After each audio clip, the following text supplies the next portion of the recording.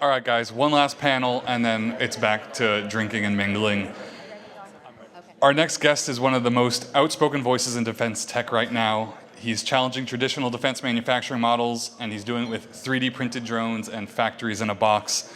Please welcome Dan Magy, CEO of Firestorm Labs.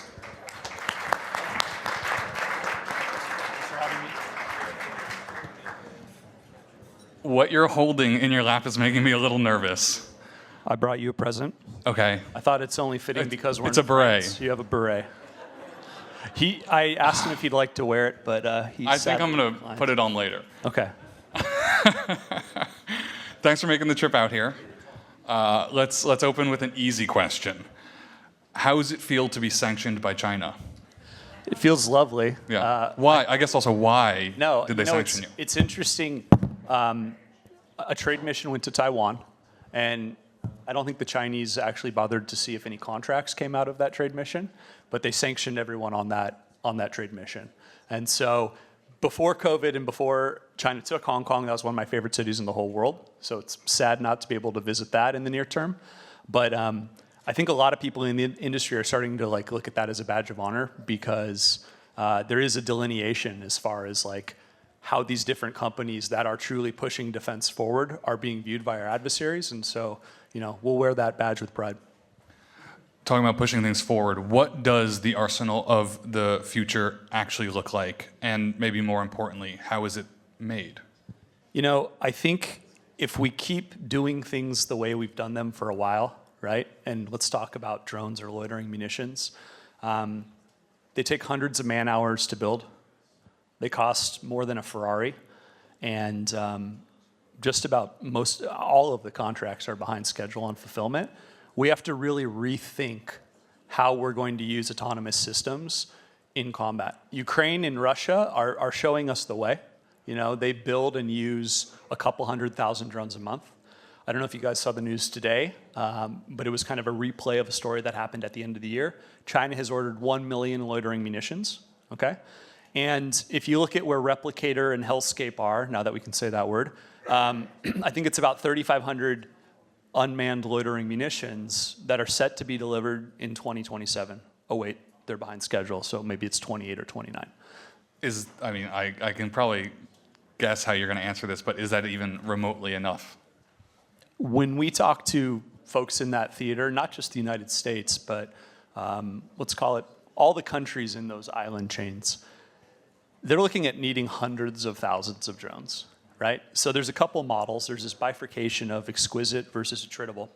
And I think you need to have the right mix. And hopefully later in the talk, we talk about how the UK is approaching this. I think it's quite clever.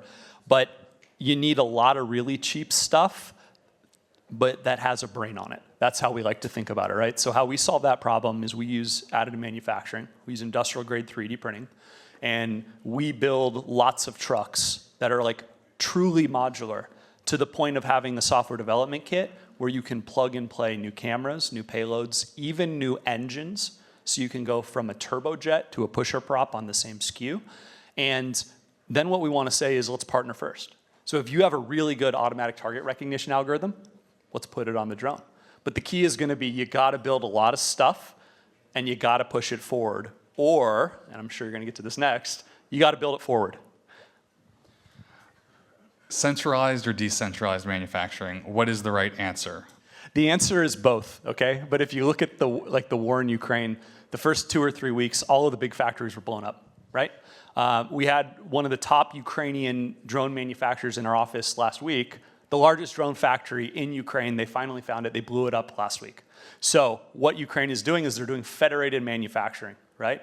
And that's what we've built at Firestorm. We have figured out how to put industrial grade 3D printers in a box, and you can basically set them up anywhere in the world, and in 2 hours, you're building drones. Are you concerned about Excel's electronic artifacts, its footprint on the electromagnetic spectrum, especially when you consider what is going on in Russia, Ukraine? I mean, you emit and then you're dead. Yeah, that's why we have to be able to firewall or completely sever the comms link, right? But the whole idea is, if you have a 20-foot container you can move around and set up and print, all of a sudden you can match some of that centralized manufacturing by buying down risk with decentralized manufacturing.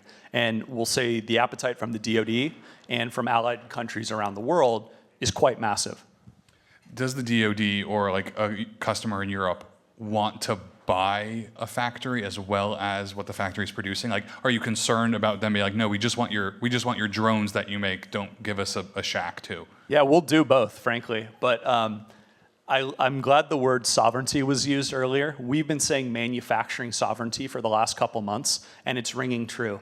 And so what's happened based on kind of, we'll just say how the current administration has been interacting with allies around the world, we're hearing this directly from European countries is we don't know if we can rely on the United States to actually supply us weapons.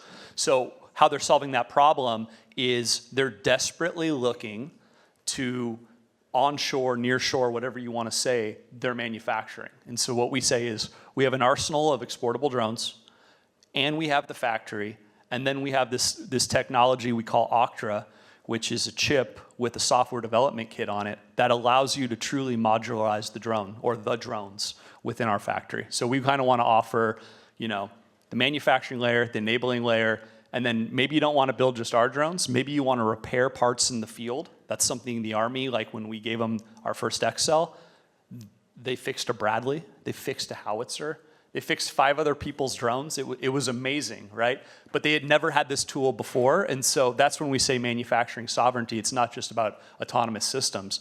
We think that the aperture for additive manufacturing in a box is going to be massive and truly redefine and hopefully prevent future war.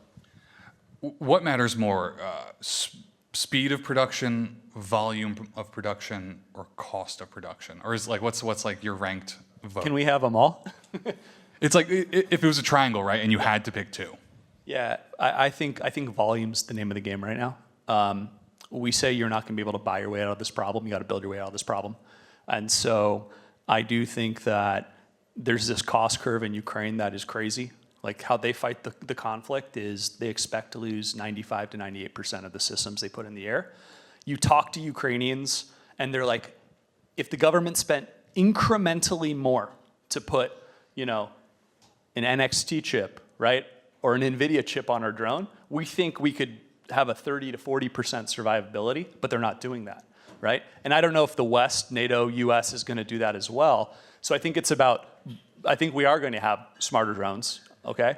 But we have to build tremendous numbers of them. So should the US adopt what the UK is doing, what you mentioned earlier, the 20-40-40 that was announced relatively recently? Yeah, so if you guys aren't following, the UK kind of ripped up its defense doctrine and said, we're going to do 20% exquisite systems, 40% multi-use but cheaper systems, and then 40% attritable systems. I love it. I think it's a step in the right direction because we've seen what a couple folks with FPV drones or $100,000 loitering munitions are able to do. I mean, the ROI is billions of dollars of heavy armor destroyed. And with the backdrop of China kind of bullying with these resources, what does 3D printing mean for supply chain? That's obviously a big theme here today. Can you ever excise China from that loop?